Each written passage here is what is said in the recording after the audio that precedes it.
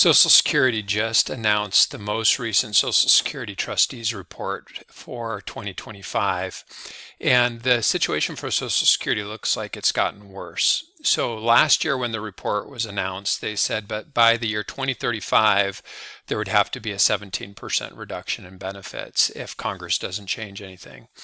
This year, they're saying that Social Security will have to start reducing benefits 1 year earlier in 2034.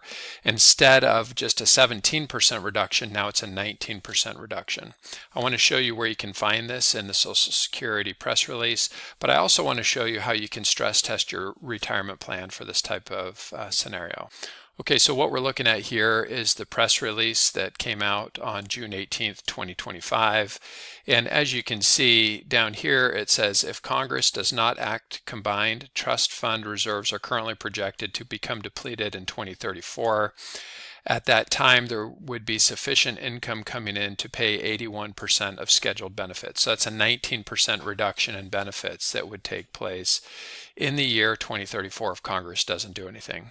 My hope is that Congress will do something, but just in case they don't, let's look at a retirement plan that you can build for yourself, and I'll show you how to stress test this. So here we are in the retirement budget calculator, and you can see in this scenario, this couple are both age 67, and the only income that they currently have coming in is Social Security. So they have about $63,432.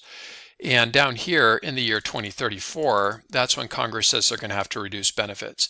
So you'll notice right now in 2034, they're expecting to receive $82,000 of Social Security if we assume that Social Security cost of living adjustments will continue to increase at about 3% per year. So in the retirement budget calculator, what you can do over here is click on this Social Security strategy.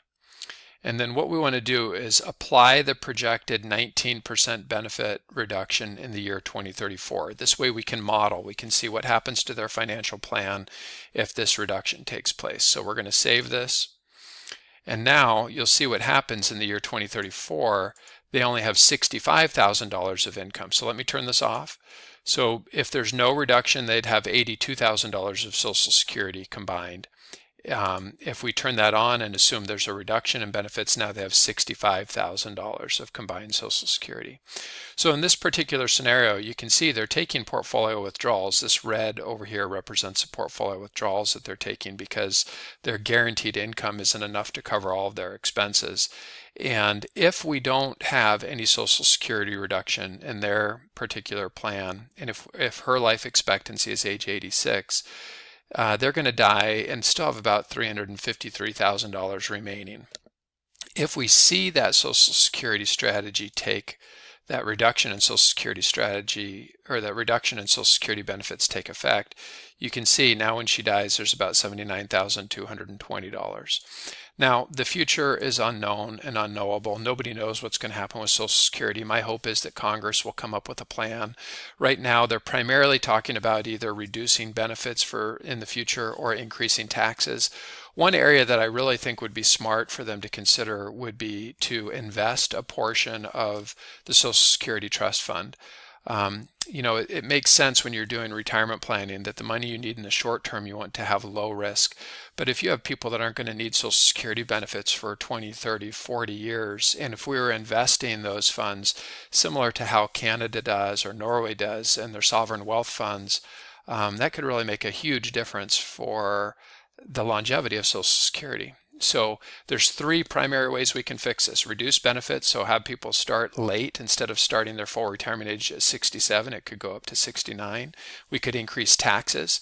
Right now there's a cap on how much of your wages can be taxed every year. It's currently about $176,000. So we can increase that cap, remove it completely, and just tax all of your income. The third option, and there's other taxation options, of course, that we could look at in terms of fixing Social Security. And then the third one, like I said, would be to invest a portion of the Social Security funds. Imagine if back in 1937 you were investing just a portion of the Social Security funds in something like the S&P 500 index, and that stock market returns have averaged about 10% per year. Right now, the way the Social Security Trust Fund works is they have to buy these special issue treasury bonds, and last year those treasury bonds only paid 2.5%. So I think it really just illustrates that there's more than one risk to investing. Of course, you've got volatility as a risk, but playing it too safe, playing it too conservative shows you the risk of how inflation can really eat away at your purchasing power over time. And I think it was one of the fundamental mistakes that was made with Social Security. It's understandable why they did it, because Social Security was developed right after the Great Depression, and there wasn't a lot of trust in the stock market at that point. But we have a lot more history, we have a lot more information, and now I think, knowing what we know, it doesn't have to be all or nothing. It can be both, and we can have some money that's low risk and some money that's invested more aggressively. But the bottom line is, what you really want to understand is, what is the impact for a potential reduction in Social Security benefits based on your specific situation, and that's what you can model within the retirement budget calculator. I hope you found this helpful. Thanks so much.